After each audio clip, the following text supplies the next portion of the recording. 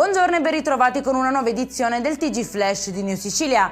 In apertura tragedia nel palermitano, Gabriele Allegra, 26 anni, ha perso la vita in un incidente stradale sulla statale 286 nei pressi di Castelbuono. Il giovane era in sella alla sua moto quando, per cause da accertare, sarebbe avvenuto lo schianto mortale contro il guardrail. I sanitari del 118 hanno tentato di rianimarlo, ma per lui non c'è stato nulla da fare. E restiamo in tema di incidenti mortali, questa volta sull'autostrada A18 nel tratto tra Noto e Rosolini. A perdere la vita una donna di mezza età deceduta sul colpo.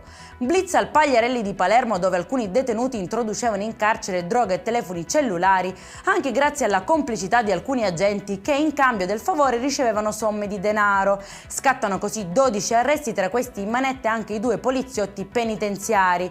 L'indagine ha scoperchiato un sistema di corruzione e traffici illeciti, svelando un intreccio tra criminalità e infedeltà tra le divise. Tentato omicidio nel centro di Ragusa, ha convalidato il fermo per un 24enne che avrebbe brutalmente colpito alla testa con una mazza un 36enne, lasciandolo in fin di vita in mezzo alla strada. A scatenare l'ira e la gelosia ci sarebbero delle presunte avance da parte della vittima alla fidanzata dell'aggressore. Un controllo di routine si trasforma in arresto. È finito così in manette a Catania un ricercato internazionale trovato in possesso di tirapugni e mazze da baseball e golf, vari tentativi di giustificazione da parte del 31enne che sosteneva di essere un appassionato di sport.